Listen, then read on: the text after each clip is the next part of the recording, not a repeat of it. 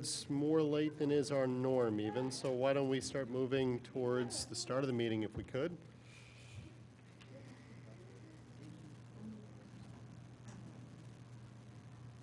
Okay. So, if you would all join me in the Pledge of Allegiance.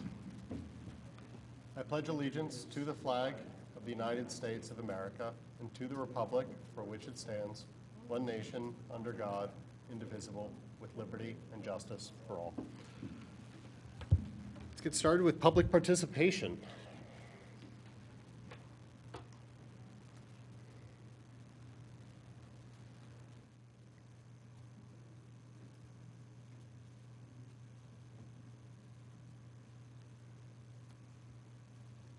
Good evening, Commissioners. I'm Jim Higgins, formerly on the board for a total of 14 years. I think, Jack, you were probably in preschool when I was first elected. I'm here to talk about children and our playgrounds. And I sent to each of you a note this morning or this afternoon about two of our lovely playgrounds, the Clem McCrone Park in Rosemont, 7th Ward, and the Enke Park and Field in the 3rd Ward, which is right here in our backyard. And they're beautifully designed playgrounds, and we have Tammy Cohen to thank for that. She did a great job, and I'm sure she got a lot of help from Steve and other people on staff. But what I said in my statement was that as great as the playgrounds are, there is a problem for toddlers that want to use those playgrounds from let's say May 15th to September 15th. They're basically unusable because of the heat. And in my statement to you, I said that perhaps the staff overlooked the fact that we have global warming and our climate is changing and things are cooking everywhere. And Tammy correctly pointed out to me that that's not why we have two playgrounds where there's no protection from the sun. The main reason, or the only reason, is that, I might as well take this off. The only reason is that we just didn't have the money when we did the work, when we did the redesign and put in new equipment. So I took a look at the bond ordinance, which is from 2015, and I looked as to who signed it, and I was president of the board at the time, and I signed it. And that bond ordinance allows for over $15 million in money that the Township of Radnor would be obligated to bondholders for the express purpose of improvement of parks, trails, library, and also there's a refunding element there. When you get, and there's an attachment to the ordinance that delineates the different parks and the amounts of money for each one. And when you get into the details on that, there's an anomaly in that the bottom line is $11,565,000 for the total package, whereas the authorized amount is $15,580,000. Now, Bill White may know why there's that difference. I asked Bob Tate a few moments ago what he knew about it, and he's going to check for me. Does that mean that the township is authorized to go all the way up to 15,800, and in fact it's only gone as far as 11,585? I don't know. That's an issue that I'd like to have explored. But if the real number is that 11 million plus number, then what I'm being told by Tammy is that there's no money left after expenditures on the parks that are listed in the attachment to the bond instrument. There's no money left because we've spent up to the allotted amount on each of those park improvements, which brings me back to the two parks in question here, Enke and Clem McCrone. And I'm thinking to myself that, are we really in a position now where we have two lovely parks that because of the intense sun in the summer months, they're unusable? I hope not. So two issues here which I'd like you to chew on, and that is there another $4 or $5 million that we haven't spent, we haven't we haven't gone up to that 15 million 8 ceiling. And secondly, if there is not that extra money, can this Board of Commissioners, in its eminent wisdom, find a way to protect those two playgrounds from the sun that we know is coming back in May through September of 2022.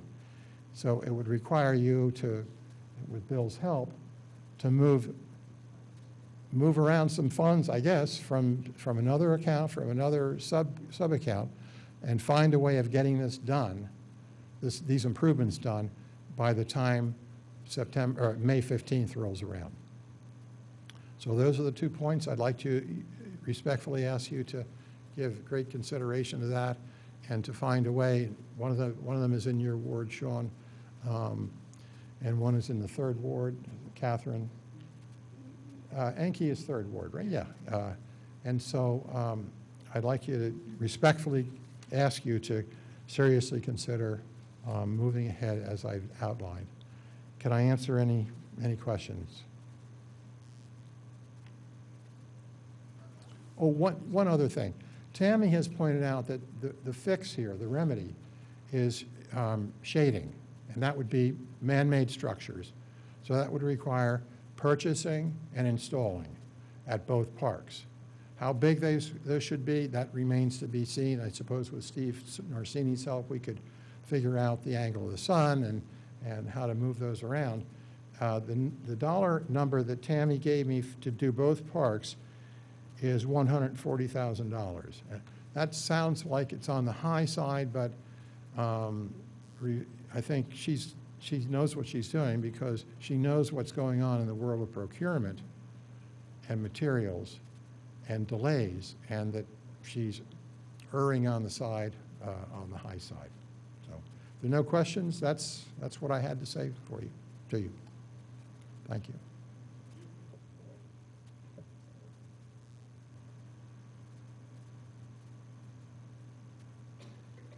Jim, I'll just say this. Public Works put these partitions up for a lot less than what was estimated, Bill. He wanted, what, 100,000 or something? And Ricky, what did, I know Steve McNellis that put them up for 5, 6. So maybe you guys can think of a good fix.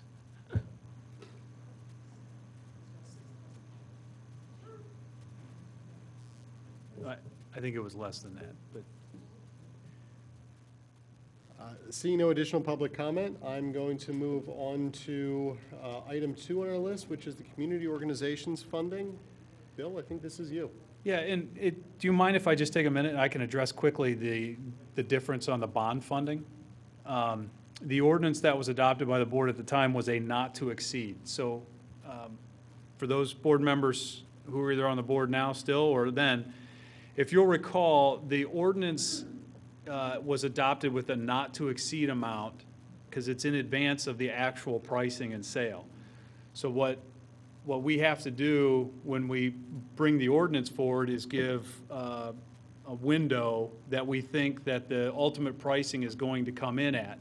Remembering that at the end of the day, we're going to borrow enough for the projects plus capitalize all the costs of issuance, including premiums, which changes every day. So usually, in the interest of being careful to make sure that the ordinance gives a wide enough gap for significant fluctuations in the market, the high side is very high. So that's why there's such a big gap between the amount authorized in the bond, the not to exceed amount authorized in the bond ordinance and what was ultimately borrowed. Those two amounts are reconciled at pricing, or when we actually go out to market and price the bonds. And then they're ratified in a bond purchase agreement on that day, which is usually several weeks after the ordinance is adopted. Ultimately, the amount that gets deposited into the bond fund has to match that Exhibit A. And any difference between what is borrowed for the projects and the amount actually borrowed are the costs of issuance that are capitalized. So bond premium, the underwriter's discount, the labor attorney and all those little fees that, you know, like when you close on a mortgage, there's a number of folks that get paid at that transaction. So that's the difference. So there's not an extra, there's no extra money sitting in the fund beyond what was identified in Exhibit A for those projects.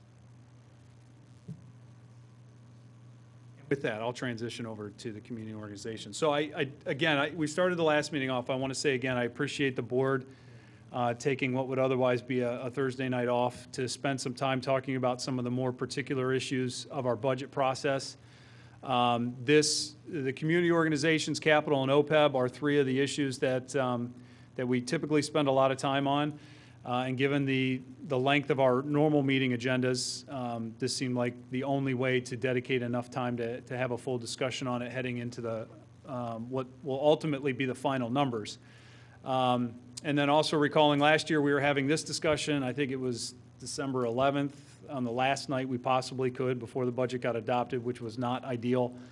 We were also arm wrestling with a couple other financial constraints being, we had already decided that we weren't going to adjust millage beyond revenue neutral because we're anticipating what the reassessment was going to do to most of the residents in Radnor.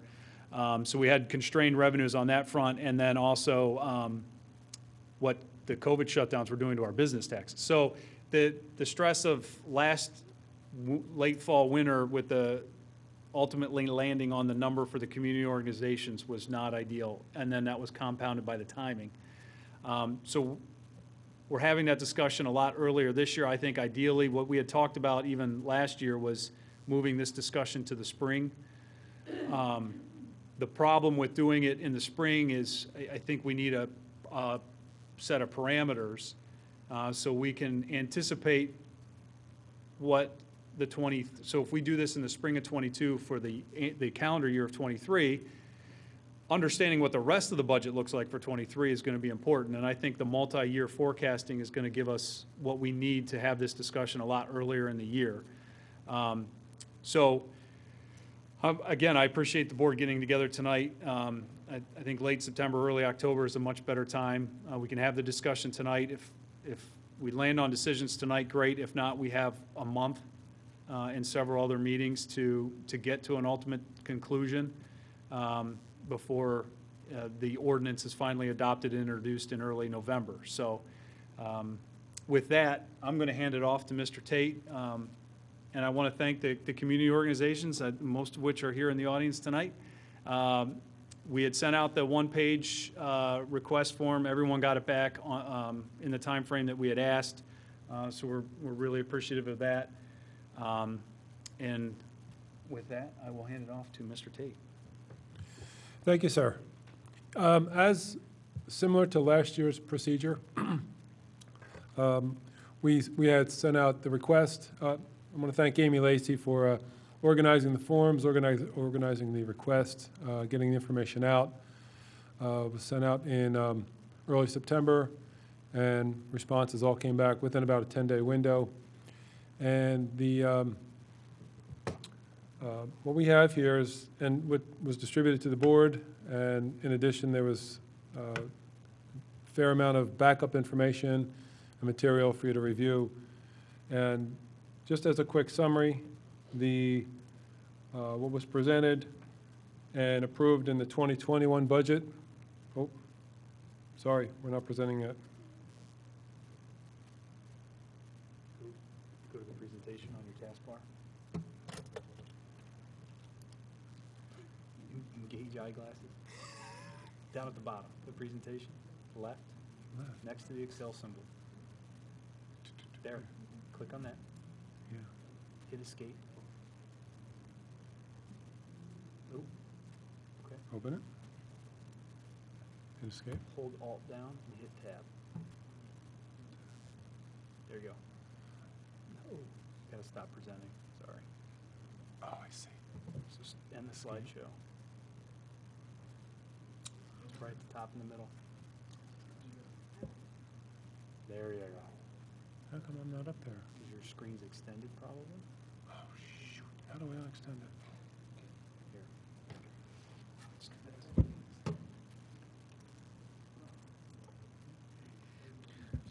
Oh, my God. So I gotta drive this kind of Okay. Sorry for the technical difficulties. So this table just shows just an aggregation of the requests from each of the organizations. We're showing the 2021 approved amounts that were part of this year's budget, along with the 2022 requested amounts. And if I can, here we go. There we go. Let me show this over. And so you can see the differences where there are variances in each of the organizations. And down below, just as a matter of reference, trying to tie this to a millage. We're just trying to show that the millage rate, or the percent of the total millage,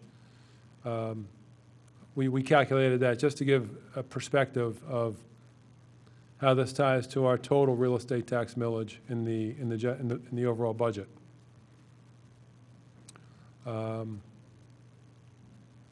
So that's really it. That's the summary of the requests, and all the backup was provided. So if there's any particular questions on proceeding, we'll go there. Thanks, Bob. Just real quick, I mean, the idea behind identifying the specific millage is, in the opening, when I was talking about setting a parameter or a cap or some amount, that's one idea, that the board could carve out that amount of the millage as part of the bond or the annual budget ordinance, saying that on an annual basis, 0.4075 or 0.41, I mean, whatever the number ultimately ends up being, is dedicated towards funding outside organizations in whatever manner the board is going to ultimately decide. But that sets a specific amount and makes it, we can calculate it quickly, and it's earmarked specific for this purpose. And in each year, as the assessed value of the township goes up, the amount of that will go up. It's not a significant amount, but it is growth over time.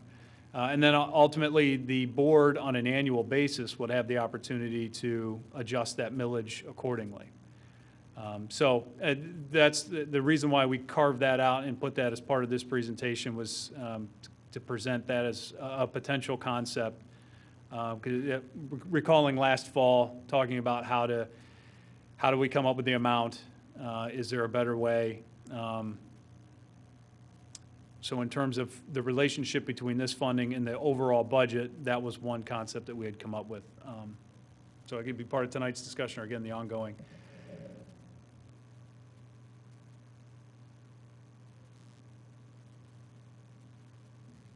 All right, so I guess I'm glad to start. So, I guess, so we call these community groups. I guess I think that, that our fire companies are not necessarily community groups. So, and when you look at just if you break out, the majority of the funding is going to Radnor Fire Company, which is providing a service that is very much needed. So I almost feel like, for the purposes of discussion, do we take out, the fire company, the fire companies, and have a conversation around the other groups, and maybe even break out the library? Because, and I think Commissioner Booker, who isn't here tonight, but, has said many other municipalities run the library. So, what would that look like if we had to run the library? We have a very, able board of community, residents, and a executive director who I think are doing a great job with the library. They're actually, it looks like, asking for less money this year than they've asked for in the past. So, is it, are those functions, so fire service and fire safety and our EMS, and the library, two things that we kind of pull and set to the side when it comes to what you're considering, Bill, or what you are asking us to think about. You know, it would seem certainly the cost of at least for Radnor Fire Company is, their cost is going up. And I know that there were some other things, and I don't know if the things that you were thinking of, is that what this is, or the stipends that you were considering, or is that built somewhere else into the budget? I'm For the sorry, fire company, for volunteers, we were talking about that. Oh, yeah, no, that's included in the base numbers. Okay, so that's, Yes. okay, so that's part not of what- this. Yeah, that's not part of what we're discussing. Okay, so, Here. you know, I just wonder if, So that's the stipend for the volunteer. It's Yes. similar to the real estate tax credit, that this would be a stipend for the same purpose, to try to generate additional volunteers, which legislation will be coming in October on that front. okay, great. You know, are those things, you know, things that we kind of set aside and then look at the other groups with the consideration that you, and I throw that out there for my other colleagues to consider. I'm going to say two quick things. This is great, that millage. Would that be possible to get that as a line item on our tax bill? If people want to, maybe, I don't know if it's legal, we get a CPA if we can, because those are all 503 charities or organizations that, whether you want to or not, you are being forced to contribute to them, and that should be, you should be able to write that off on your taxes. Now, you can't necessarily write that off if it's a business property, because you can't write it off twice, that I know. So that's just my first point. I think it's great, and I think some people would appreciate it, or at least letting people know what that number is. So that said, I'm gonna I pretty much have one comment, or at least I hope I have one comment all night so we can get out of here early. I look at that number of 2.5 million, like this board is trying to put a round peg in a square hole, or vice versa. I think what we first need to do is find out how much money we have, how much money this township is able to allocate to these charities, and then go from there. Maybe you could strip out fire, but for organizations say, well, we need this money, how much are you going to give us when we don't necessarily have our own house in order? That just, to me, it's not good stewardship. So that's kind of my first take on this. Maybe we're putting the cart in front of the horse, or vice versa. So that being said, and I do, I'm not saying that we shouldn't give any money to some of these organizations. They're what makes Radnor so great. They're what makes, in generally speaking, our property values lower, because there's such a demand to live in Radnor.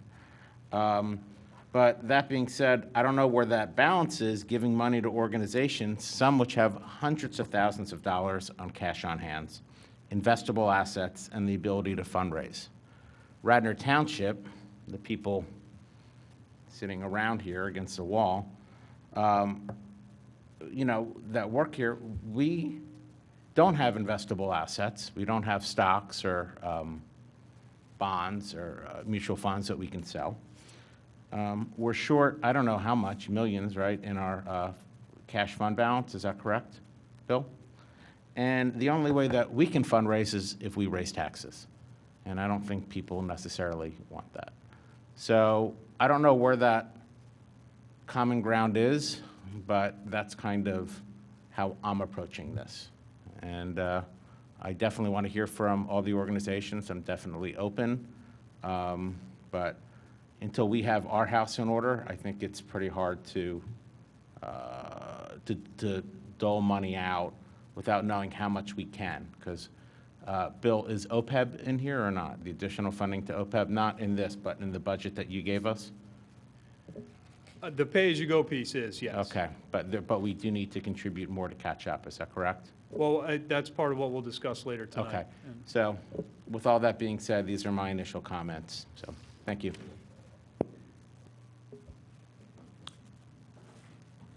Hey, Jack, thanks. My position hasn't really changed over the last 4 years. And I consider the fire company, which, you know, if we have a fire in our house, we're all expecting somebody to show up to help put it out. The library and the senior center, which is unique. I mean, they're all unique, but the senior center, I kind of put them in a separate category. I guess my first question to Bill is, do you have a little bit of background on how we got involved in funding 501c3s to begin with? I apologize, I don't have the history on most of these. They've been in the township's budgets for some for decades.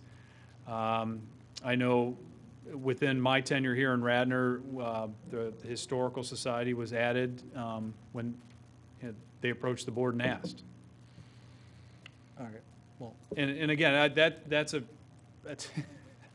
is a very frank answer. I mean, they provided their rationale, and the board heard it in public and made their decision, so. well, yeah, and I appreciate that, Bill. And similar to some of Commissioner Farhi's comments, I just, my personal opinion is I don't believe the township should be in the business of funding 501c3s because as we've seen, well, to Commissioner Farhi's point, one, right now, we're not seeing the same revenue we did 4 years ago when I first started. Two, where does it end? We just had a presentation a few weeks back that there was a request that we include a line item for the music festival for $75,000. We're going to continue to get these requests, and we need to set our priorities. And I'm not sure that raising taxes, if we're not seeing the same revenue, to fund 501c3s is the good steward position. So, I mean, my position is Surrey Services, I've said it doesn't exist in the township. We started supporting that when their headquarters was in Radnor Township. They are no longer in Radnor Township. Are we going to fund every 501c3 that's outside of Radnor Township that hosts Radnor residents? Because I can think of a lot that are out there. And then for the others, I think we need to look at a scaled approach, a 3 to 4 year plan to go from, maybe 75% this year, 50, 25, and eventually, the township isn't in the business of funding 501c3s. And again, I set aside the fire company, the library, and the senior center. But if we're going to,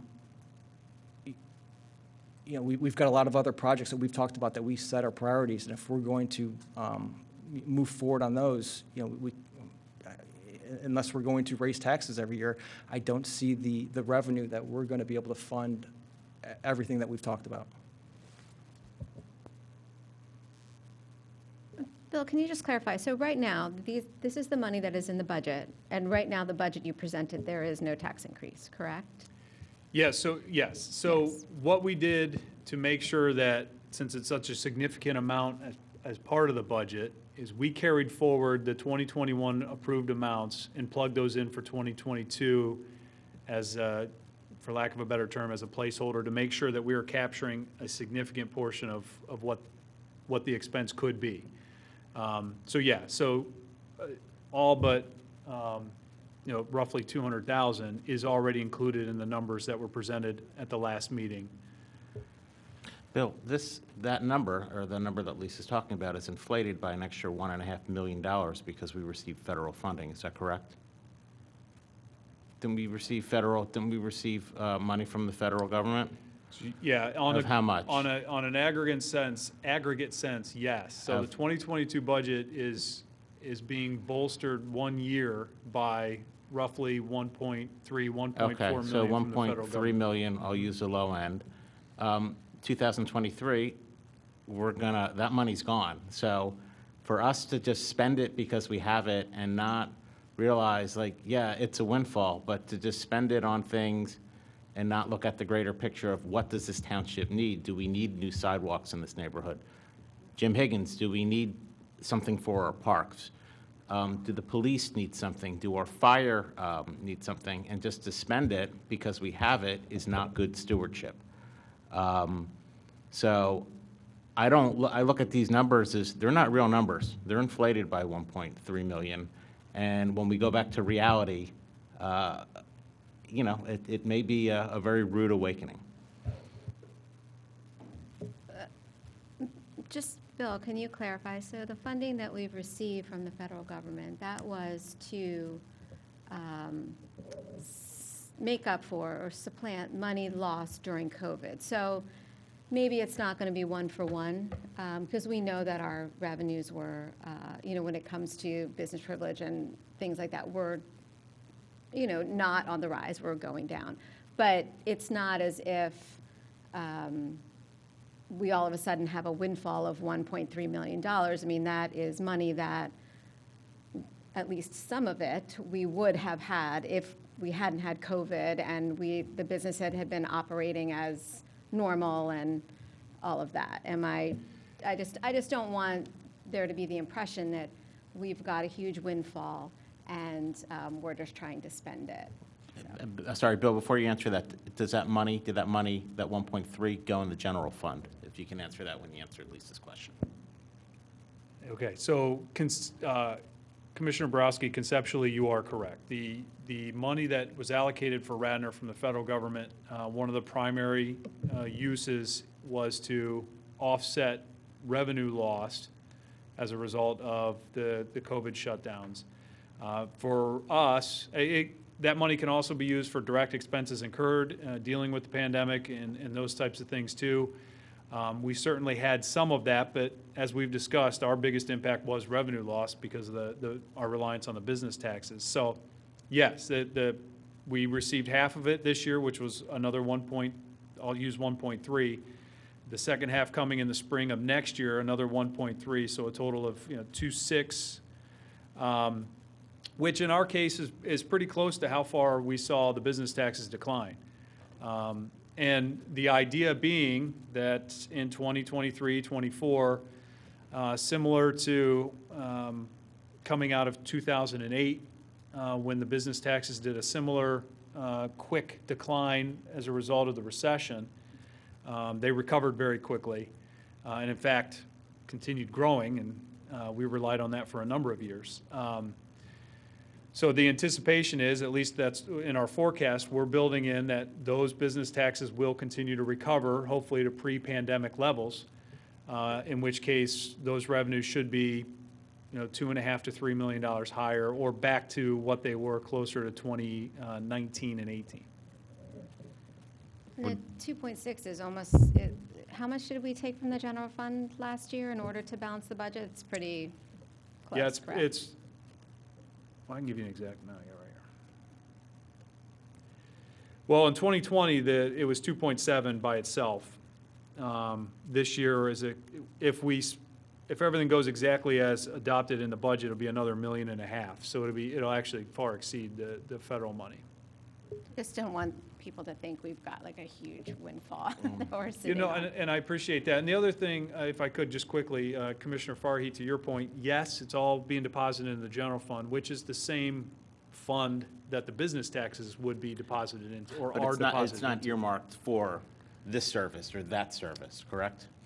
It is, yeah. That is my point. Yeah. My point is that whether you want to call it a windfall or not, I believe that it is. And this is just to get us even. And I look at how things are going, and I don't think the economy in the world is even to where it was in 2019. We're not.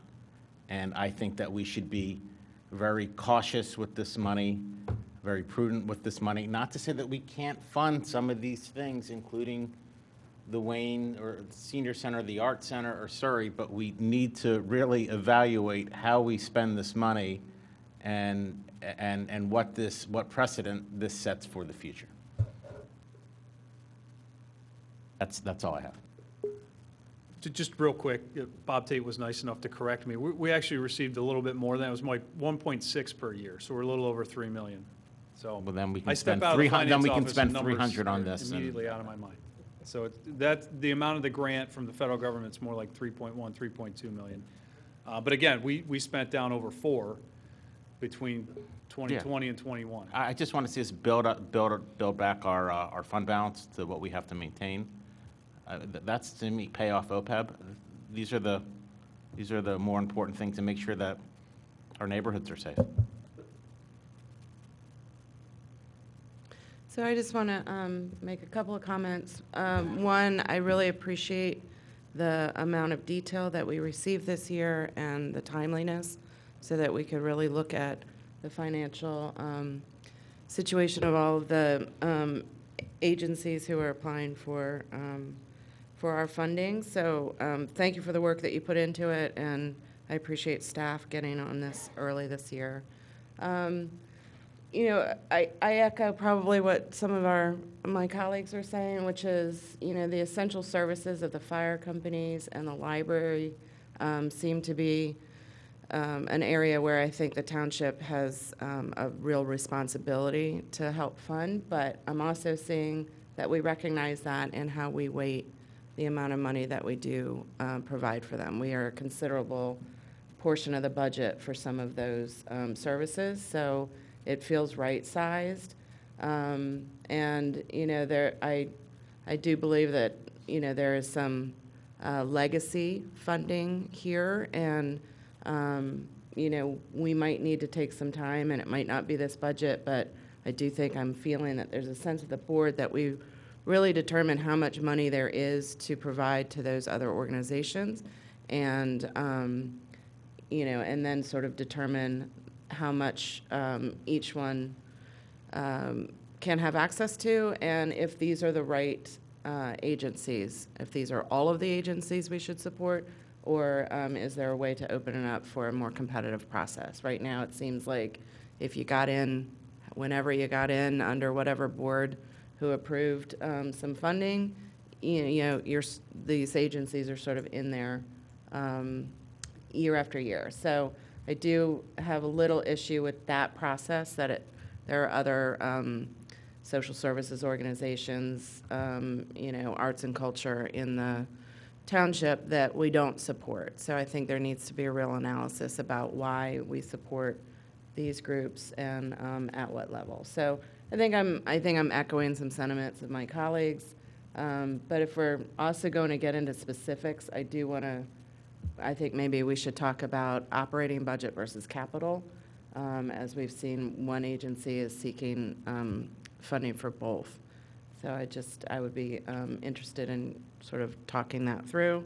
Not sure where I stand on it, but I just want to flag there's only one agency asking for that.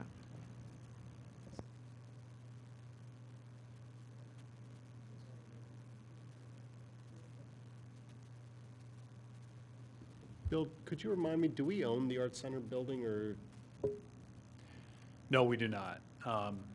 There was an agreement made years ago where in one of the township's bond issuances, we also borrowed money at the same time for both the senior center and I believe the Radnor Fire Company, for them to do improvements to their facilities, and then there were loan repayment agreements for each. Actually, the library was part of that too, but that was forgiven. But the library and the senior center well, the fire company has satisfied their agreement. I think that matured a year or two ago. The senior center continues to pay on theirs. So there's no ownership, it's just a bond repayment agreement. Did they not pay last year? Yeah, given the circumstances with COVID, we did not require payment, although the anticipation is over time, the full amount of the loan will still be paid. How much are they paying per year, just approximately, if you know, and if it's public?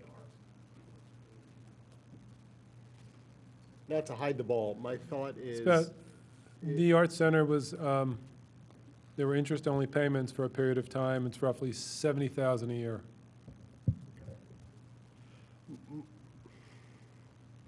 What I'm wondering is whether the board would have the interest and whether the Art Center would have the capability for us to forgive their loan as we did the library, give them the opportunity to borrow against the value of the asset instead of coming to us for a hard dollar ask. Because I assume that they would probably want another round of loan forgiveness this year, given that we're still in the middle of COVID, and I imagine they're going to have the same headwinds that they do now.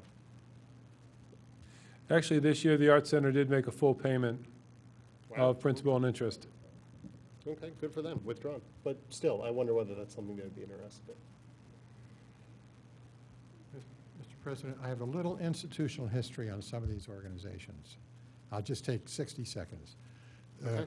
The Surrey Services started in 1978 by Jean LaRouche, lived on Poplar Avenue. She started it in her third-floor attic. She saw a need for senior citizens who have limited income, who were restricted to their homes. And what it was then was a meal service and a transportation service to doctor's appointments and to hospitals. The Wayne Senior Center goes way back. The Board of Trustees, if you go back 30 years, was who's who in Radnor Township. We had Bruce Wilson, many of you know, who was General Counsel of Conrail, a leader of the Republican Committee in Radnor. We had the brother of the publisher of the Wayne Suburban, and there were many others on. I think Andy Orr was on that board also. So it has a real strong pedigree, background. The Wayne Arts Center, I think Mrs. Campbell is here. We know them. They're nationally famous. We attract artists from all over the country. And Radnor Historical Society, I think, is a valuable institution. They're only looking for $15,000. But I'm kind of cutting into my own request for the money for the playgrounds. However, got to be honest, and I wanted to give you that history so that you have more facts to work with.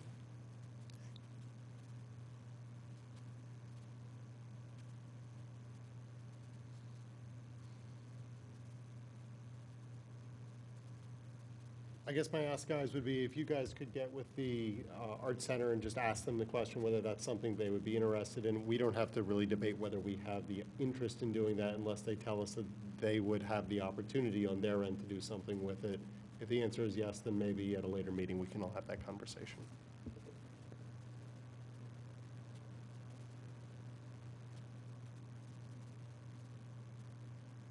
We have anything else on community organizations?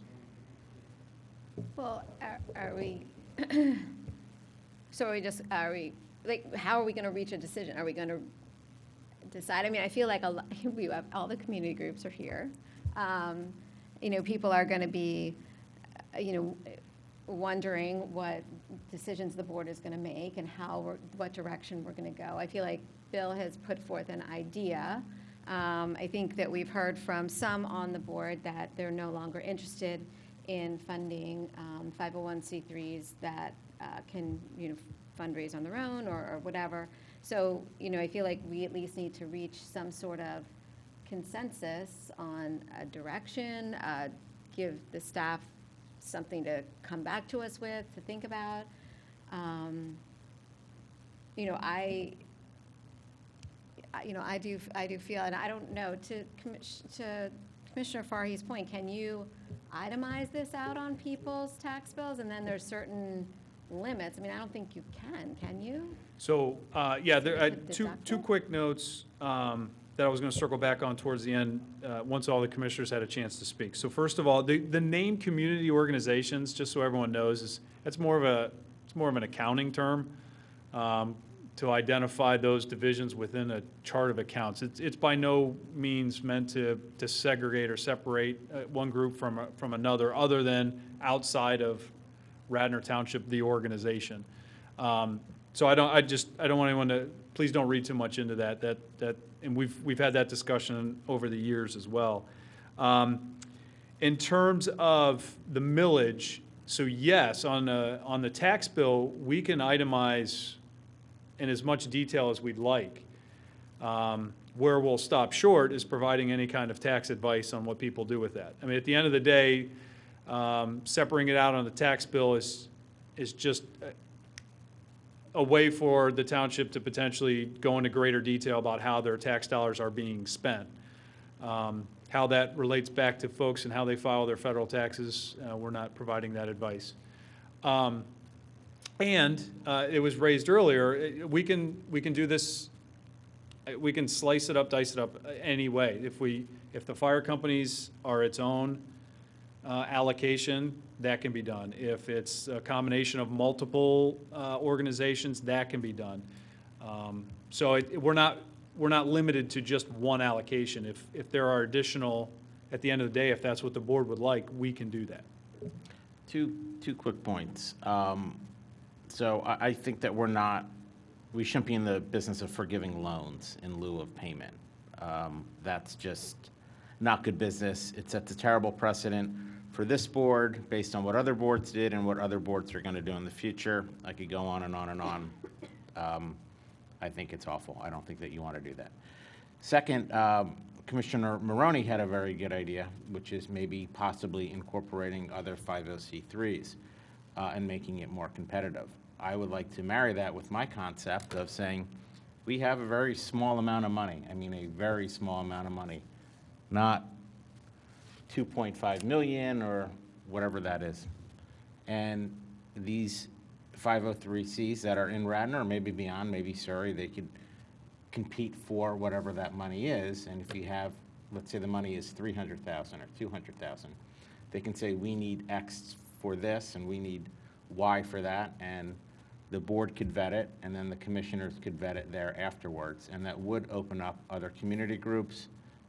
It would maybe allow this township to, depending on whichever direction we go, we can move funding around to different organizations, as opposed to just keeping the same 5 or 6 that we've had for years. And it will really let some of these organizations know that, yes, we do want to help you, but we cannot give you the money that we have done so in the past. And it really is saying, it's not saying, here's a blank, we have a blank check. It's saying, this is what we have. This is what you need to compete for. So that's kind of, if you flip-flop it like that, something I'm a little bit more comfortable with. I hope that makes sense to everybody here. But, Yeah, and just to piggyback on that, I think, though, if we did that, we really have to get our heads around the selection process. So it would be a commitment from the board or a subcommittee of the board with staff to review proposals and, be a grant committee. And, just throwing that out there, I'm not sure that we want to go that route, but it would allow, sort of earlier, it would be a longer process, and it would maybe be more detailed. And I can picture what it would look like. I just don't know that we have the resources to manage something like that effectively.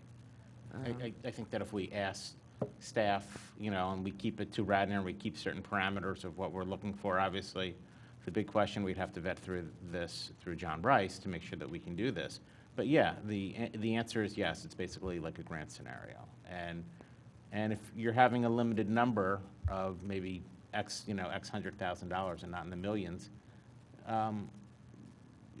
you may have a ton of competition, you may not have any. I guess we'd have to see, and we'd have to work out the kinks, but I think it's a better process going forward, and it doesn't have, as you said, these legacy ties that, well, we've been funding this for years, we can't cut it off. It's a bad year for us. And then if we also wanted to tie it with our business or mercantile tax, our taxes revenues went up, we can give a little bit more. Our tax revenues went down, we have to give a little bit less. But tie it, but just don't have, but we need a number that we're working with. We're the parents here, lack of a better term. This is the number that we have, and we want to work with you, as opposed to what are the constraints that we have where it would hurt services or public safety within our township.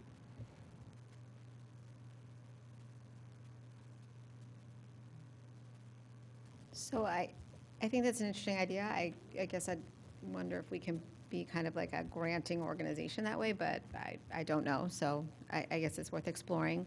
But I don't think that solves the problem for this budget. So I think we still need to consider that. I mean, if we need to just throw out, throw something out, I mean, I'd be willing to, do we keep the same funding as we had last year?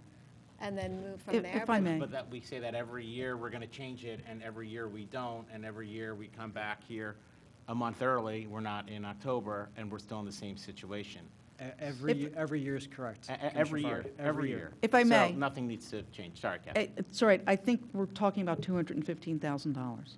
Because if everybody thinks the fire companies are all necessary, and the library is all necessary, we're only talking about the Historical Society, the Wayne Arts Center, the Senior Center, and Surrey Services, although someone thinks that may be necessary. It's $215,000 we're really talking about, not 2 million, not over 2 million. So just to get the real perspective of what we're talking about. And I'd also add that, I mean, I think, what's that? Again, you know, the Art Center has put in a significant capital ask, and if we want to separate out operating from capital, we're talking even less. I mean, it doesn't mean that we won't entertain a capital, but I'm it may sorry, I not didn't be, mean like, as what you were Jack asking, I said, there meant might what be we- another way Right, to I do didn't mean some what we were capital asking, I support. meant what we've actually granted. If Oh, we're I just going see. to redo that, it's $215,000. Considering everything else is considered what we should actually be doing, because it's really part of operating the township. Just so we don't get all blown out of proportion of what we're really talking about.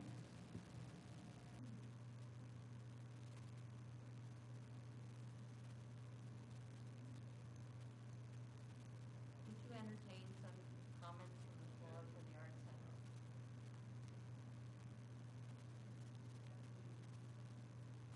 My name is Jane Gardner. I'm on the board of directors of the Arts Center. I'm also affiliated with their bank, Mid-Penn Bank, and I just wanted to explain a little bit about their ask this year. You mentioned the bond issue that they've been repaying, and up until last year, it was interest only. Last year, it was interest in principal, and the township very kindly deferred that payment. This year, the payment was made, and the intention is to make the deferred payment as well, which is approximately $70,000.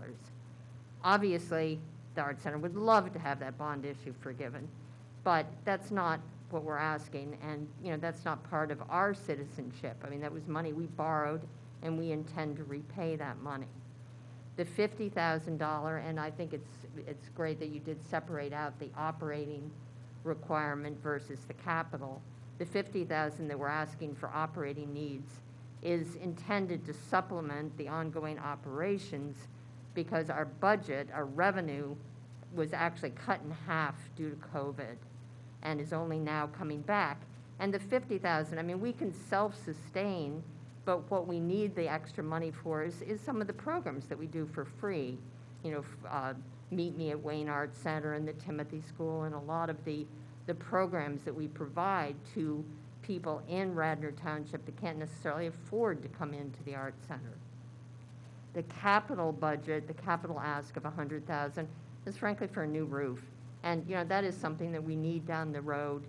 But if that can't be included now because of the township situation, yeah, we could defer that ask. But, I think the $50,000 budget for operating expenses is something that we are really asking for that will help us with the payment. We're going to be paying about $70,000 to the township within the next month or so. And, that really is an explanation of what we're asking for. The Arts Center, and I think you've looked at Nancy did a wonderful job of explaining the history of the Arts Center.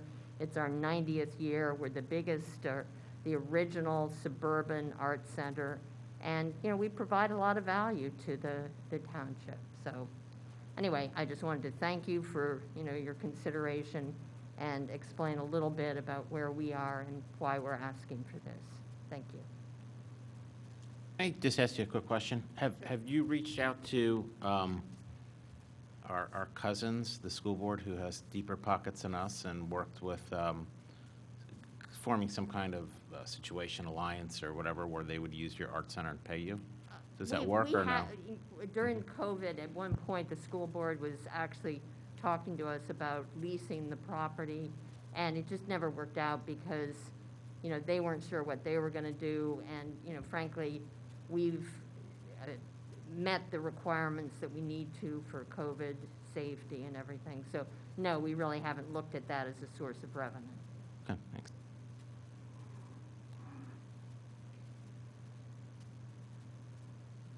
I'm actually, echo what Commissioner Boraski said earlier is, what do you need from us, Bill? Are you looking for directions where we feel the numbers are? I mean, we're not in the, so we're not in the final budget decision-making, but do you want us to tell you that, I want to cut $10,000 from here and put it over there, or? Well, I mean, if we want to get to that level, certainly. I mean, maybe based on what I'm hearing, if the organizations that have been identified as, otherwise municipal obligations or operations, if the board has an agreement on those, maybe we get that direction tonight on those, that solidifies those numbers for the budget. And then we figure out over the next couple of weeks what to do with, or how we want to approach the rest. If we're comfortable with that, if there's other, ideas or thoughts on funding those that want to be explored between now and at some point in the future, that'll give everyone a little bit of time. So that's one idea. If there are numbers that can be solidified, that's always better. Otherwise, yeah, that's the direction we're looking for. Because, ultimately, when we know these numbers, it's a significant piece of what we'll be discussing later on with some of these other moving parts that have been brought up that we'll touch on even later tonight with capital and OPEB and some of the other operational stuff. So the more hard numbers we have, the more accurate those discussions will become. Can I just ask, I see Eamon sitting here. Eamon, the additional 74 that you guys are the Radnor Fire Company is asking for, can you just give us a little rundown on that quickly? Thank you. Hello, good evening. So in talking with the staff, and you may recall from meetings from a little while back, we were awarded a federal grant for 2 full-time firefighter positions. So over the next 3-year period, this is year 1, those are covered by the federal government. Part of the ask, which it's $54,572, 20,000 of that 74 is capital. So the operating component's 54,000. So that's tied to basically a third of what that award is for those 2 personnel. So one thing, and the manager White can comment on this, we would prefer not to wait till year 4 to say, okay, we have a huge increase of almost $170,000. The idea was to do basically a ramp up to year 4. So by the time the federal money expires, we're ready to go with those, the continuation of those 2 positions, which the 2 folks are in those roles. Their primary function is firefighting duty. All the other staff that we have in the station are used for both functions, both fire and EMS response, which works, which helps keep that number down still. But we identified a need to have 2 dedicated primary fire personnel in the station Monday through Friday. They both work 40-hour schedule work weeks. That's something we've identified as a priority. So that's really what that number's tied to keep it simple. You've already, I won't get the whole thing in the packet. Just like other 501c3 nonprofits, and we are classified as such, so is Brumall, so is Bryn Mawr Fire Company. Fundraising numbers are down pretty significantly. You saw that in the numbers. Some of the other expenses that we've seen aren't totally out of the ordinary. We had some maintenance issues and things of that nature. But we felt, based on how we're doing, again, going back to what original plan was in discussion with the board and with the staff, was to start getting those positions paid for a small amount of time, building up to year 4 and ready to go with both positions. As far as the capital side of things, the township a number of years ago, they changed how they approach capital funding for fire apparatus with Radnor Fire Company. It used to be, and I've been at Radnor 13 years now, so we changed, I think, right around, I think, 2010 is when we changed kind of how we did things with Bob Zinkowski when Bill was, finance director role. But they used to we would come in and they would say, hey, we need a fire truck. So they'd write the check for the entire thing right in one spot. There was no fund necessarily generated that we could draw down on. So we adjusted that practice. So we're doing $200,000 every year. So that's specifically dedicated towards fire apparatus replacement only. So we can't use that to buy ambulances. We're buying the ambulances out of company funds. Ambulances right now run between $200,000 and $225,000, not including equipment that's on those units. We obviously have the benefit of selling an ambulance or a fire truck and using those proceeds to help with the overall payments, but it varies on what you're going to get, especially with an ambulance, if there's issues with it or mileage and things of that nature. So the $20,000, which gets us up to 74, that was really just to do a little bit of an increase because we've been at 200,000 for, I think, almost 10 years. Might be off by a couple years, but just a little bit of a bump and have some flexibility, agreed upon flexibility with the board and with the staff that we can use as capital funds for other projects, namely ambulance purchases or issues and things we have to deal with the physical plant, the fire station building itself. So are you saying that the 200 that we typically do for capital is in that number, or Correct, it that's- is. Yeah, the operating, and I apologize, the staff can correct me, I believe it's 775,805 should be the correct, or that's the operating with the 200,000 pulled out for capital. Eamon, I'm confused here. So getting back to what you said initially when you first got up to speak. So you've got a grant to hire 2 employees, full-time employees. They're in place, yes. And you want the township, if I'm hearing you right, and I may not be, you want the township to still help pay their salary, sort of, and then, but you're just going to keep that money earmarked for 4 years from now? Am I? We're going to use it for other aspects of the operation, but to keep this simple from a budgeting perspective, the plan is that money that will be eventually deployed to make sure those positions are in place in year 4 moving forward. So just how I interpret that, it's like saying, well, we're getting something, we'll take the money, we'll find it something else just so it's easier 4 years from now. I don't know. Well, really, only it's easier for you because Yeah. only you're responsible Well, to I provide mean, the service. I understand that it's a Yeah. harder bite 4 years from now Yeah. when you see it go up from $1 million to 1.2 Correct. million. But I don't want to pay money just so another board is like, oh, well, we knew this was happening all along. It's still our taxpayer money. How much money are we talking about per year that you want to use for another situation? Well, it's 3 years. But how much per year? The 50, it's It's 54,000. 50, so it'd be 100 and, So the so total it'd be award- 162,000 over 3 years. Yeah, the total award per year is $164,000 per year over a 3-year period, specifically Okay. for those 2 positions. I would just rather not pay that 50,000 a year and then know that the next board, it's, you're going to have a larger piece to bite off. But I just don't, again, it's every dollar matters, so Yeah. 54. Yeah, I mean, that's one, I could Got sit here it. and go through other examples. Yeah, I'm Fundraising just examples and other saying, things, but I'm trying to keep this simple. And only the message, and the staff can correct me, I think we're trying to avoid these bigger increases in years, trying to smooth things out. So I think Sure. that was the- It's- Yeah, I'm gonna sort of, I'm gonna agree that if, the way that you're presenting it, it sounds like you're gonna bank a little bit every year of township money when you're using federal dollars for that. I think my preference would be, you don't know that you might be able to extend the grant or get more, different federal dollars in 4 years.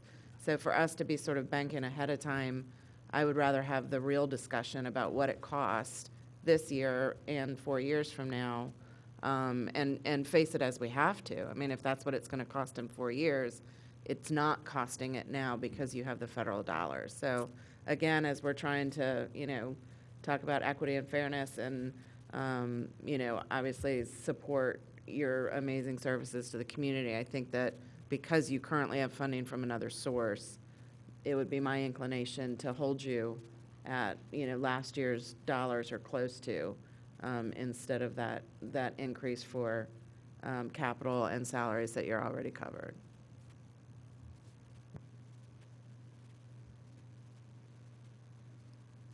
Anything else? You can step down. All right, You're thank off you. the hot seat. Thank you, Eamon. Thank you. We've given 2 agencies some time to speak. Is there anyone else who wants to talk about their ask? Yeah, Danny, do you want to come up?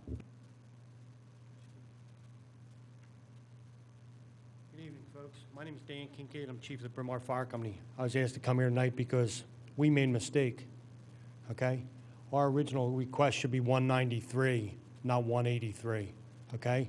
And we're also asking for 20,000 additional to that for our operating funds because we're getting killed on diesel fuel prices, and we just had a 12% increase in our insurance budget.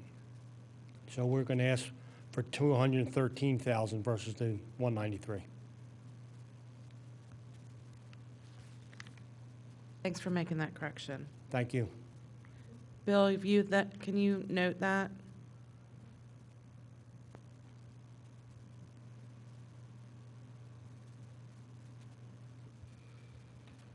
Bill, I see that we have up next on the list is capital funding discussion. Should we maybe jump to OPEB instead to, yeah.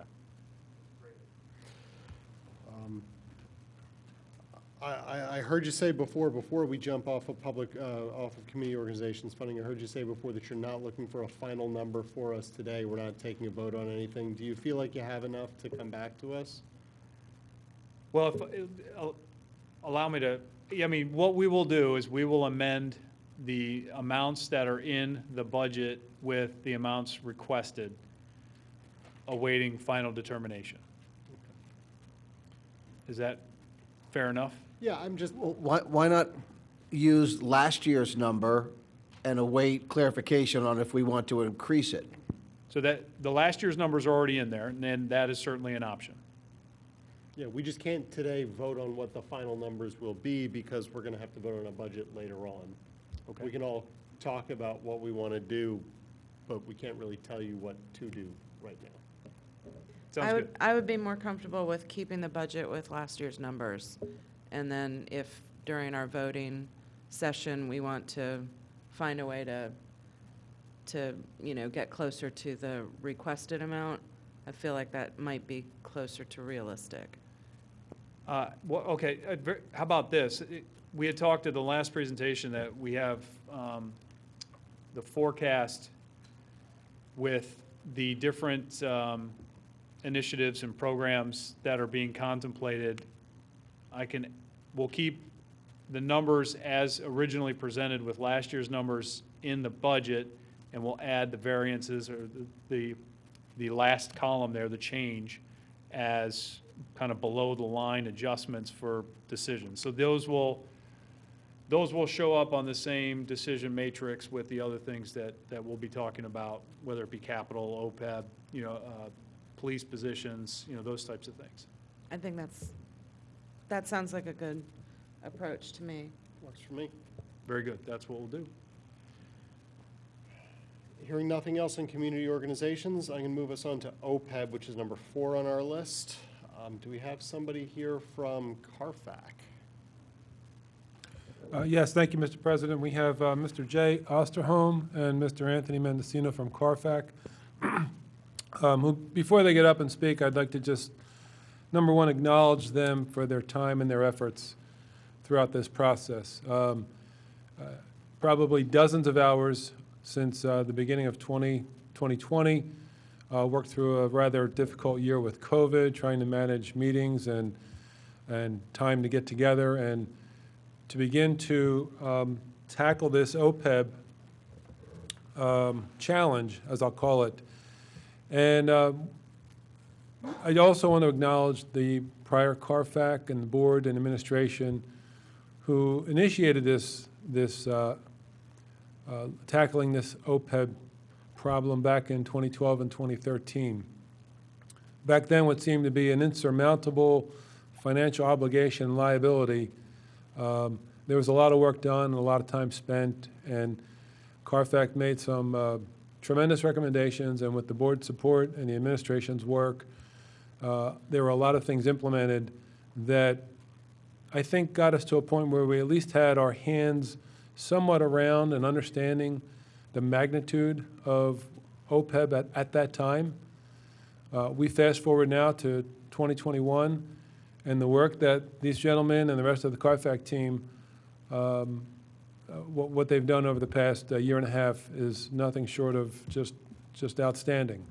I use the term peel back the onion. been able to spend a lot of time looking at OPEB from understanding the funding, understanding the liability, analyzing the assumptions, challenging the actuary, questioning, discussing the numbers that go into the actuary's calculations, which eventually is what lands on the financial statements and looks like a tremendous liability. So without much further ado, I want to thank Jay and Tony for being here tonight. The work is not done. I'll leave it at that, and I'll let them step forward and talk about where we are and next steps. Just real quick, Bob, what is that liability? What is that now? Jay, are you going to have that number, or? We don't have that number. Bob, can you tell us the number? We have the number from the last valuation report is about $48 million. Okay. That's the net OPEB liability. So that's taken into account what we currently have accumulated in the OPEB trust fund, cash and investments. Okay, that's a shortfall. So the OPEB liability is in the $56,000 range. I'm sorry, $56 million range.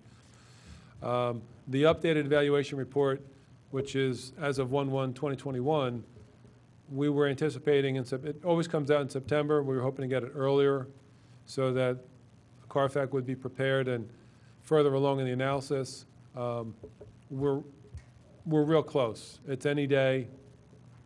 And I know that before CARFAC proceeds, they don't want to deliver you a half-baked pie. It's going to be a 100% once that valuation report comes in, and be a thorough discussion on everything all the work that they have done thus far. Jay, So- I'm sorry, I don't want to steal your thunder. Just one quick, so it's 48 million over how many years? Well, When's that's the, Do you have that number, Jay, or not? Okay, We sorry, don't. just, and then, We're getting there. okay, all And right, okay. yeah. yeah, that's the present value of the liability. That's the number that's on the books today, which is an actuarially calculated figure based on a set of assumptions. And I'll let, Okay, yeah. I won't know. steal Interest CARFAX rates, thunder. They're not ready to go into that level of detail tonight, but following the receipt of the updated valuation and some more work to be completed, that'll be the appropriate time to get into to that level of detail. So no thunder to steal. That is pretty much it. I mean, we're really looking to see what it is. You asked us, the message was, how are you going to fund it? Well, we have to know what we're funding, what we're making recommendations to fund, if you decide to fund it at all, or do continuous pay as you go. So we don't really know what that is. And while we'd like to step up and say, well, this is where we're headed, that sort of gives a direction of what the options would be. And I think if we just waited a little bit longer, we'd have better information for you. Because we're waiting for some audited information, and I think that's really important. Jay, I've suggested in the past that you look to buy some of these people out, so to speak. Just give them a lump sum in lieu of benefits for years and years and years. Have you gone through that exercise, and if so, what have you found? I don't know that we're really ready to talk about that yet. I mean, I'm just being honest. I think if we go down one direction, then we're giving you sort of a hint as to what a recommendation might be, and that's just not. Okay, but you have looked at it? We're looking at it. Okay, that's all I wanted. Anybody else? Lisa? So, and thank you again for your work and for the work of CARFAC and for your service. Do you guys plan to have something that we will be able to build into this budget and we'll be able to start to continue to address? Because we've been kind of addressing it, for a while based on the prior plan. So is that something you guys are, I hope close so. to? Okay. Okay. I hate to be vague about the timing of all this. I have to be, because we don't want to give you a recommendation that's based on faulty information or incomplete information. You wouldn't want that recommendation. So, not trying to be vague, we're almost there. So we're waiting for some more information through Bob, and excited to bring it to you. Just a quick question, sorry. When we get that information, if that's done after the budget, Bob or Bill, will we still be able to make those adjustments? I'm just throwing a random day. April of 2022, we could make a change if we agree with their findings? And we're not locked in, like we're locked into having a budget done by. Well, two things. Similar to how we discussed with community organizations, we already have baked into the budget presently the pay-as-you-go figures. So that, the total cost of the one-year OPEB for retiree health care in 2022 is already built into the budget. What is not built in is any additional funding, if CARFAC were to recommend to add additional funds to build up that fund.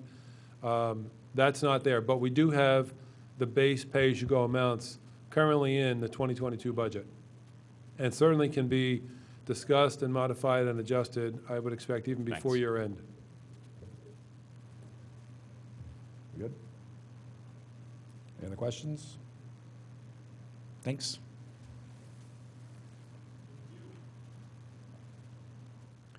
Thanks, Jay. Thanks, Tony. Jumping back then to item 3, capital funding discussion.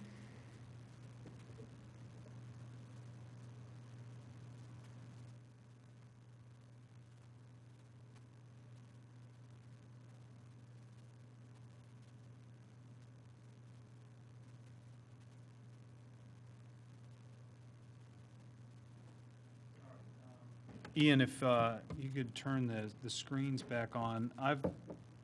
We've put together a quick presentation. And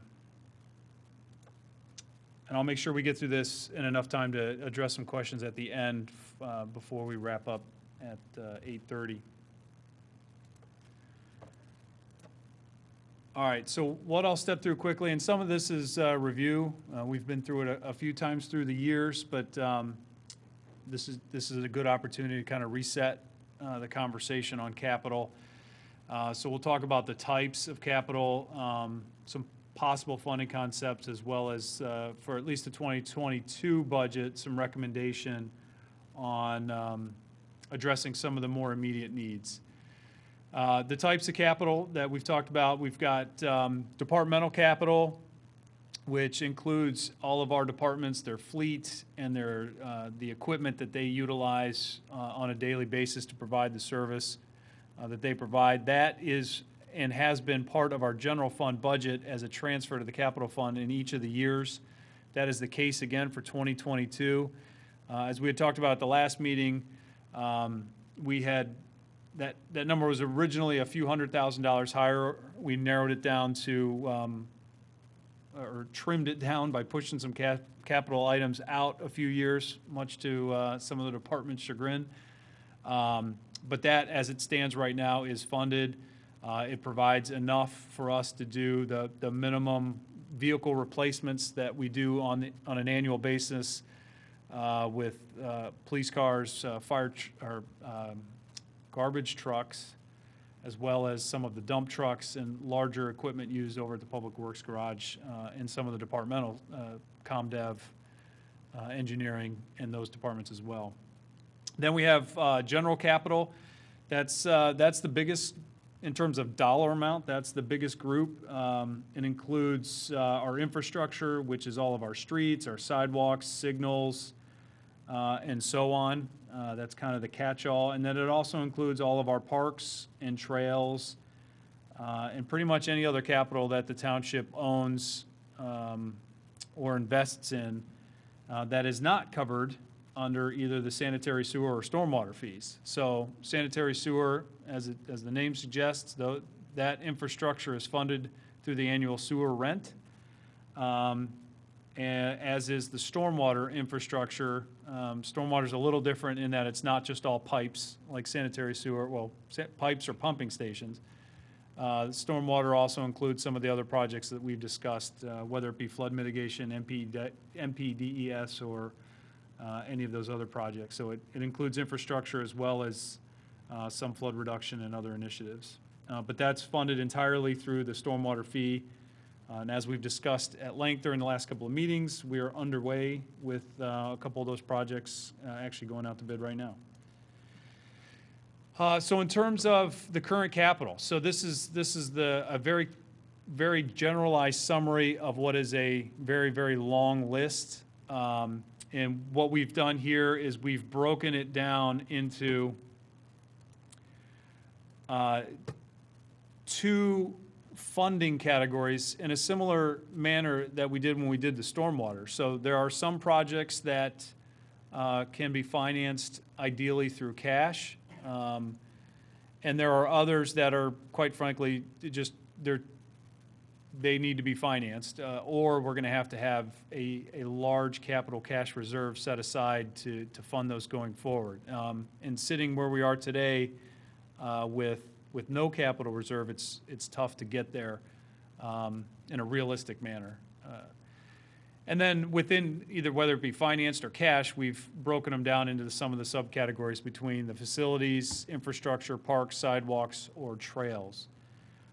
So when you take a look at whether an item is on the list is new or it's a replacement of existing assets, we wanted to further define what category those were in, to try to help us make a better decision on which ones are prioritized and which ones are moved forward. But at the end of the day, as things sit right now, the total is roughly $26.5 million.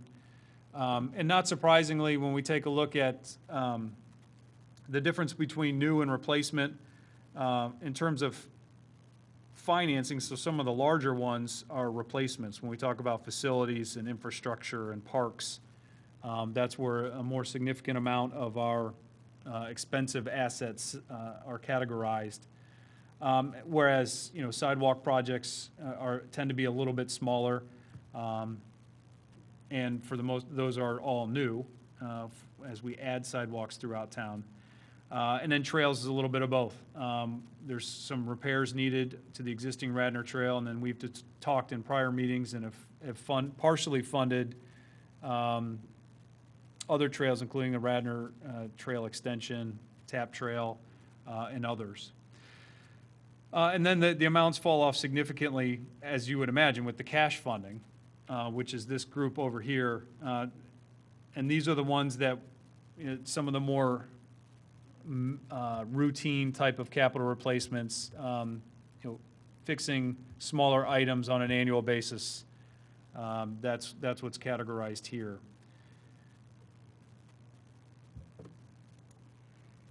So for the cash portion, so the smaller of the two, and again, that is just too small to read. So we'll not try to read all of that. It's available. We'll print this off and get it to the commissioners. But what the numbers add up to is needing roughly, if we were to fund it exactly as presented, $615,000 per year. On average, I mean, these amounts at the bottom fluctuate based on the administrative prioritization of each of the projects. But when you average them out at $615 roughly per year, currently there is no funding set aside for these. The one element of funding that does exist, and that is $374,000 and change is in our Park Impact Fee Fund. Those are payments made in lieu of for various development projects that are specifically earmarked for park and improvements. And that has come up annually in the budget process. So being that we're at zero for park improvements, what I'm recommending as part of this presentation is that we use the 374 to fund the items that are identified under parks for the cash portion. A couple of those do include Mr. Higgins' presentation earlier about the sunshades. As Tammy, we did work those into the budget and put those in 2022. That's what those would be for.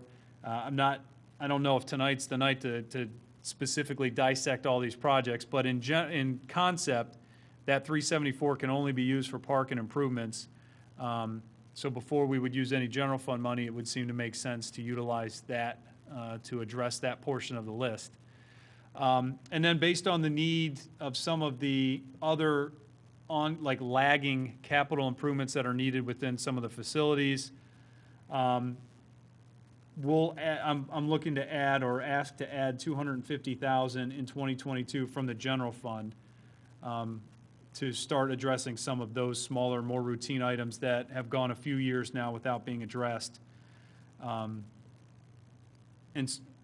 so that would be a $250,000 hit to the general fund. So again, as we've talked about, at the last meeting and a little bit here tonight, what we're looking to do is add those kind of below the bottom line as decision marks going forward as we conclude the budget discussion to determine where we are baseline, and then when we start layering in these decision points, what the tolerance is, what the revenue is necessary to cover these, if there are other options, and so on. So for now, that 250 will be included as kind of a below the line for the board's consideration when we get to that that discussion, which is slated for the special meeting on October 27th. Then the finance portion. So as you can imagine, the amounts of these projects are significantly higher to the tune of roughly $20 million, which is not a realistic borrowing number, especially when you consider that we have projects that were borrowed for with the 19 bond listing. We just started the stormwater funding plan, and we're reworking Fenimore. It seems that those should remain the priority before we add new borrowing to the mix. So for 2022, that's one of the recommendations is to allow the administration to complete the installation of those projects that were previously funded through other borrowings or the stormwater plan. But at the same time, the one area on this list that I do think we need to start drilling into sooner rather than later is the discussion on facilities. To maybe even consider after a specific discussion on that, which can occur at some point in 2022. It's not something that we need to have before we adopt the budget.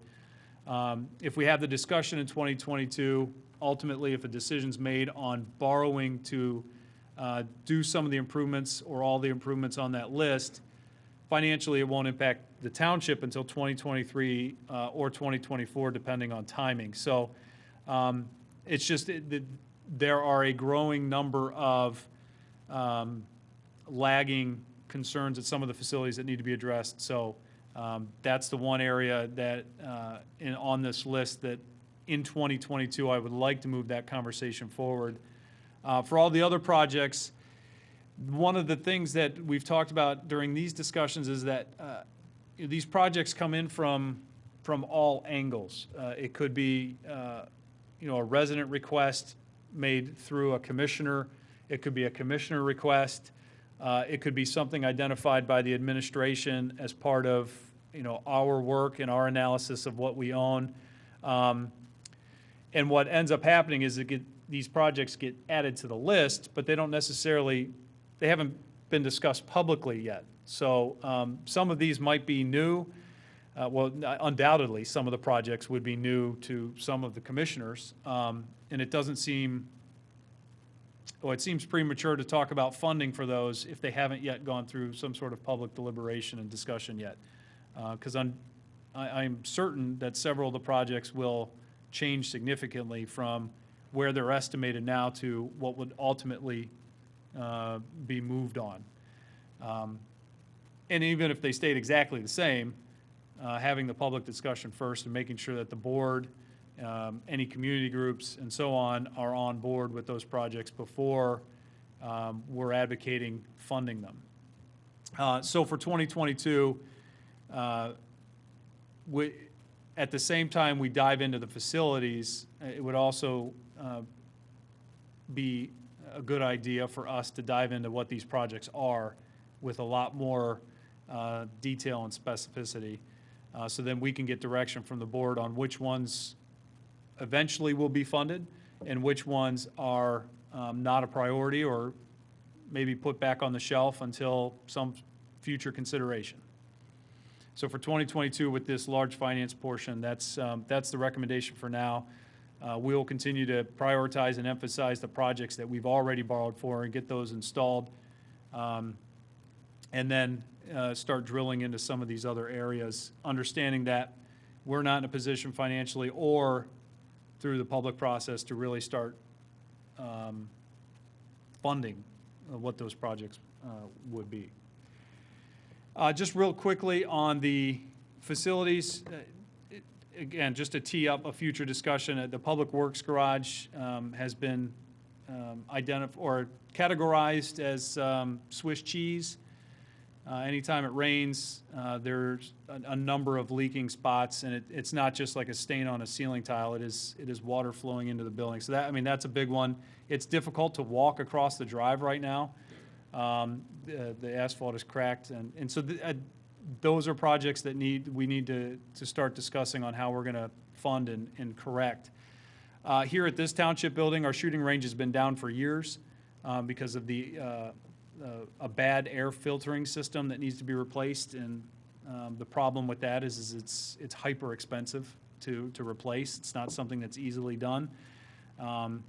Same thing with this building is pushing 15 years old. Our roof and HVAC units are in need of systematic replacement, as well as we have a handful of accessibility and security upgrades that would help the flow of the building in and around, not just the building itself, but the property.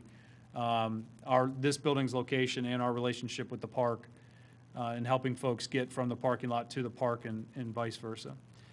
We have the Radnor Activity Center at Sapezio Gym. That got a significant amount of discussion back in 2018 and 19. The issues that were addressed then still exist now. So it's moving forward on those discussions and ultimately a decision on how the township wants to proceed with those. And then we have the Willows Cottage, another building that has been vacant for as long as I've been here at the township. Determining an appropriate usage, if any.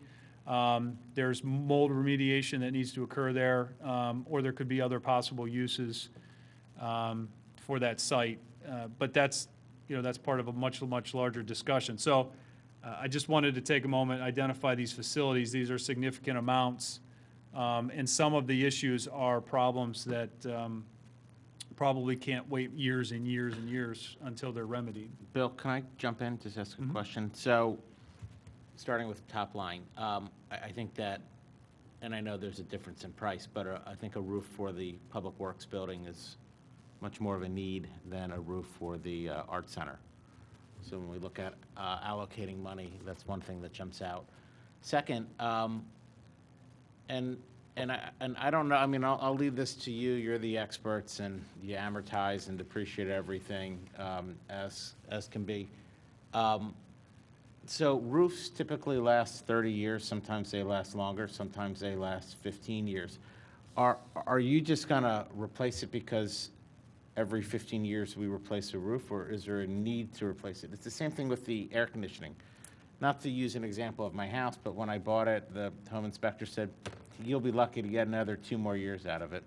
20 years later, she's still kicking. She's not efficient, but, and it's the same thing, and I'll kind of overlay that with our police cars and our this or that. Like, can we get another year out of them, especially because these are trying times, and we do have a lot of asks, and there are a lot of needs and a lot of asks, and what can we extend, what can't we, what is on a set schedule that we could say, hey, let's see if we can move it. When it starts to fail, then we replace it, but kind of have a rainy day fund or a sinking fund, money earmarked for when that time happened.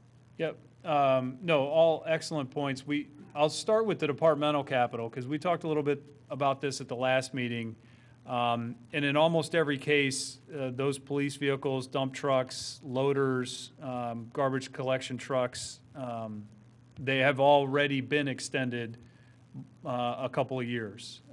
As the amount of money in the general fund available to transfer for departmental capital has remained relatively constant, that's what we've had to do to stay within that amount. So we do. It's not something that gets a lot of public discussion. They're the fun meetings that we have during the day within the departments, is ultimately deciding which vehicle absolutely has to be replaced and which one we could squeeze another year or so out of. But that happens on a regular basis, for sure. And the vehicles that ultimately we bring to the board for replacement are ones that are in need of replacement. It's not a luxury, it's at that point, No, they're failing. and I know for a fact, because Santa's Delivery, the police had to park a motorcycle in my driveway for a night when it overheated. So, okay, thank you. And then, yeah. just to follow up on these items is yes, so the roof at the Public Works garage, it needs replacing, it's leaking. We have several spots in this building where it leaks. We, over the years, have Band-Aided, paid small amounts for contractors to come out and do some patchwork. But we're getting to the point now where the patchwork is failing and the larger system needs to be replaced. And the same with HVAC units. Those only get replaced when it's time to replace them. Unfortunately, our experience in this building has been they just go completely kaput and then they're replaced. They don't give us any warning or heads up. They just shut down. Would it be beneficial if we had our own set of, and I know this is probably something we shouldn't bite off here, our own set of contractors that could fix floors, like at Sapuzio, or roofs, like here at the, like where we have trained professional carpenters and mason people, because I mean, we have so many assets here that, we contract them out. We spend so much and waste so much time in the bidding process. And I've talked to Ricky, your former predecessors, about, can we get a tree trimming crew? I mean, I just look at all this money that we spend paying out, and I know that there are other factors as insurance and whatnot, and buying the, buying the equipment, but at some point, I know that Commissioner Larkin raised several years ago for the amount of money that we spend in a solicitor. Why don't we just hire a lawyer and then farm out what we don't, what is not on their skill set? And I'm just kind of looking at that, because there's always something to do, and if there's not something to do, there's always something to do something else. That being said, the $4.4 million at Sapuzio, we could just very easily hand the keys back to the school board, and that would go away, right? Well, I mean, that's a discussion for another day. Okay. Yeah, I mean, we do have a lot of employees down at the garage who have a great deal of talent, and we've utilized that more and more over the last couple of years with the day-to-day repairs and patch jobs and the work to keep these facilities up and operating every day.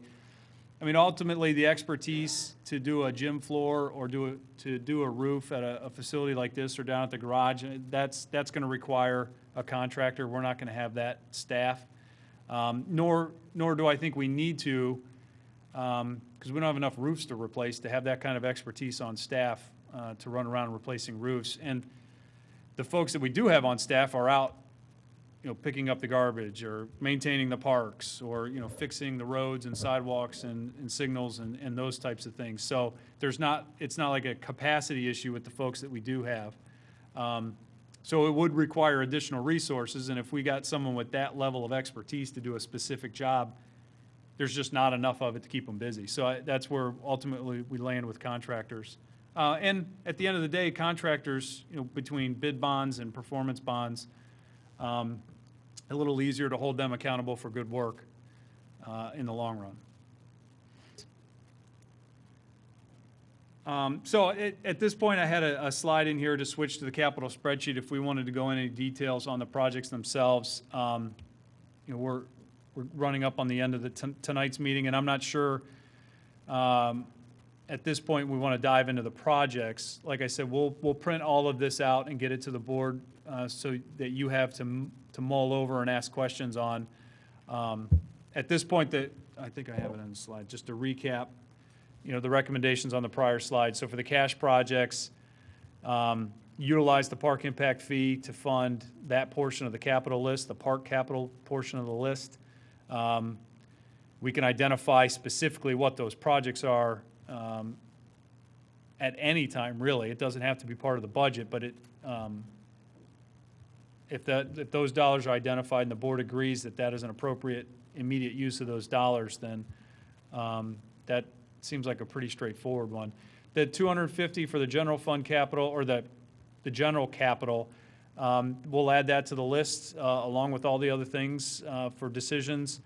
And then we can talk a little bit more detail about what those items are. Obviously, at $250,000, it's not a lot. It's a handful of the ones that we'll prioritize the highest. And then for the finance projects for 2022, focusing on completing the projects we already borrowed for. Consider or have greater discussions about the facilities and what's needed there.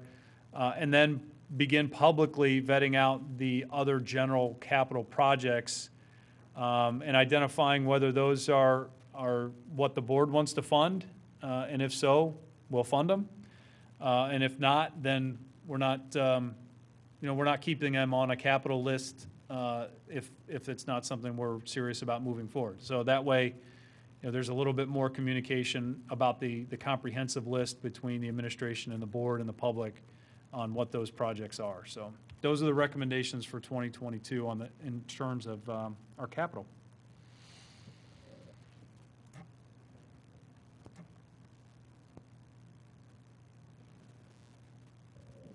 So I would just ask, so Bill, for the conversation, so first I would love to get all these slides because honestly, I am having a really hard time seeing all the numbers. So I would love to have these.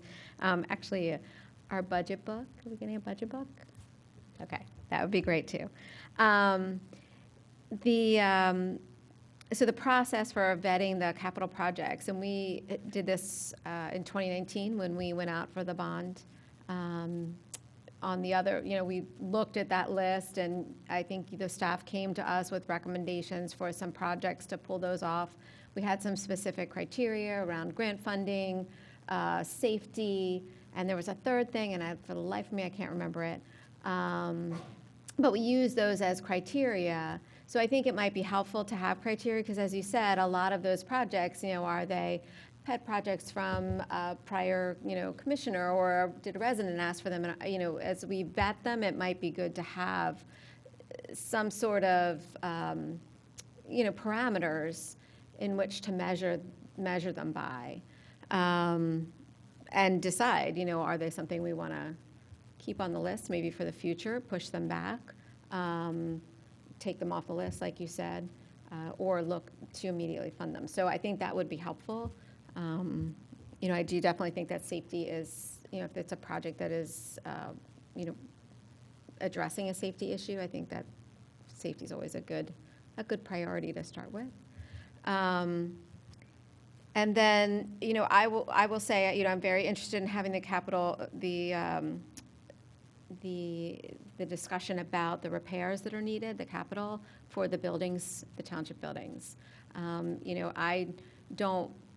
I'm uncomfortable with the idea that our public works garage is leaking on the people that I think, everyone works really hard, but our staff down there works really hard, and they've just worked through probably some of the most adverse conditions, anyone has ever worked through. So I think that some of those projects, here as well, if the roof is leaking over somebody's desk, or, I think that it's important that we look at the staff and making sure that they have what they need. So I'd be interested in having those conversations and perhaps prioritizing some of those things. I know the roof for this building has been on the list since I first came on the board. So that's 4 years, I think. And I'm sure it was on prior to that. So, I think we should have those conversations, and we should look to prioritize some of those things as well, because it's important, for hiring and for morale and all of that, that our staff are working in good and safe conditions, so. The one project that I want to pull out is park improvements at Odorisio Park. Bill, Tammy, I think Odorisio the majority of that was scheduled for 2023 or 2024. I'm going to be honest with you, I don't think we can wait that long. I was out there watching the 7th and 8th grade middle school soccer yesterday, and the whole boys team went into the woods to use the restroom. We can't afford to wait 2 or 3 years for a new comfort station there. People aren't using what's there. It's old. It doesn't look like it's clean and safe. So, You know, how do you tell a boys' team to go in there and use it? More importantly, if you have a female sporting event out there and both teams show up in the same color uniforms and they have to go change, where are they changing? So this isn't just a neighborhood park. This is a community park. Radnor Middle School plays there. St. Catherine's plays there.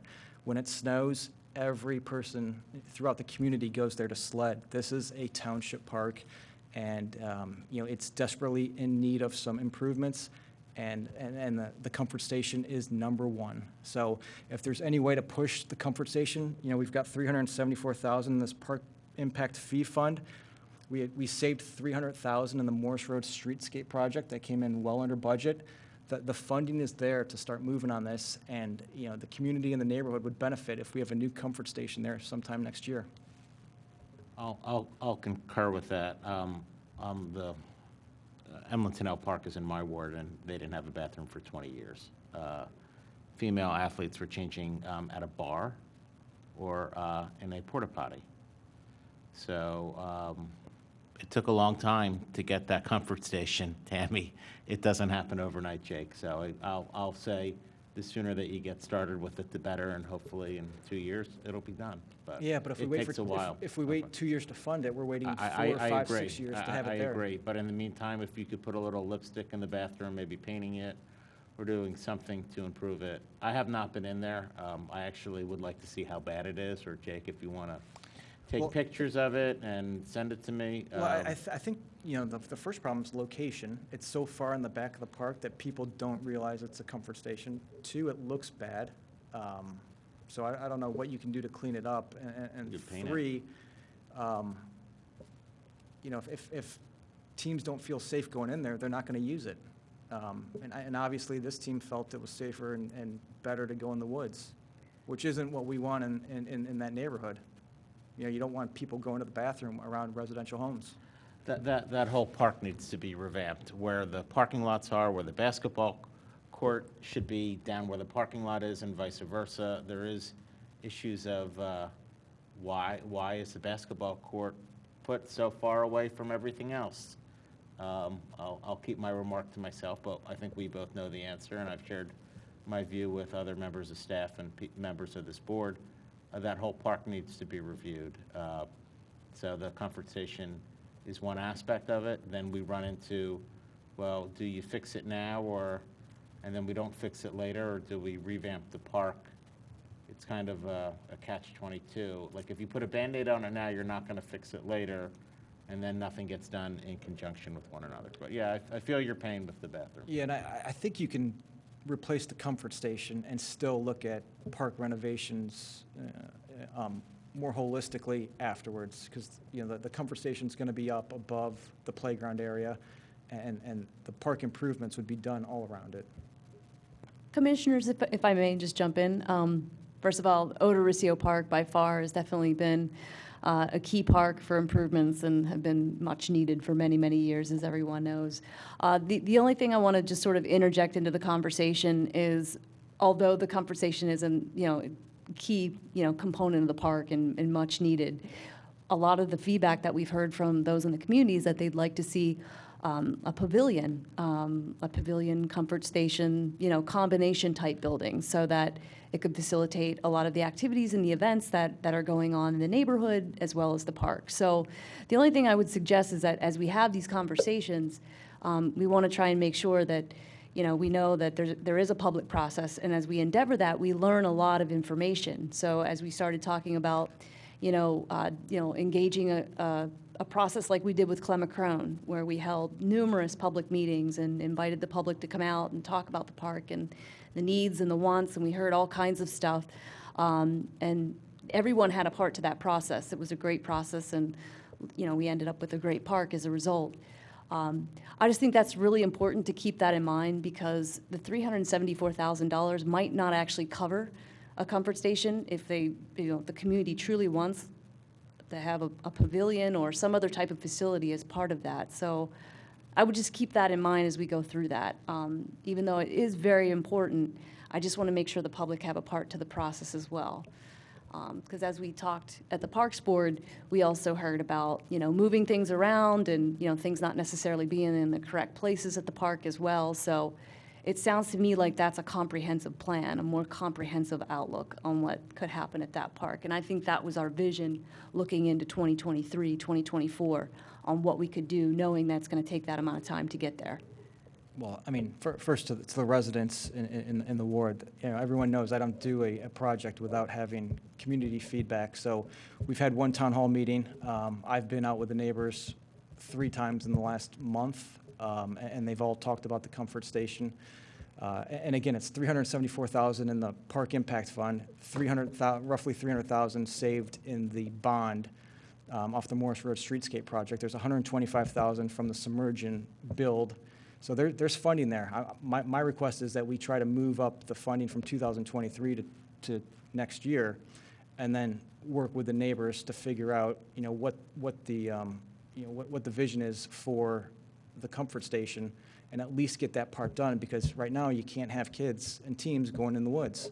You can't have female sporting teams. You know, I don't know, we don't have a bar. Well, we do have a bar, but they're not going to walk 2 blocks to go change in the bar, and it's not open to the public. The Italian American Club. Okay. We had flips in the Ale House. We're coming up against our 8:30 deadline. Final words? Thank you to staff for all this. This is a lot of information. It's information overload. You're probably getting pulled in seven different directions, I would think, at least, maybe more with the people out here in the audience. So don't think that I am not appreciative. We may not agree, but thank you. It's a lot of work, and it's a tough time of year, and it's holiday season, and thank you. And your staff, too, and the great Finance Committee and Parks Committee and Police Department and Public Works and everybody else. Great. Public comment? Seeing none, I'll move to adjourn. Is there a second? All in favor say aye. Aye. We are done. Thank you all.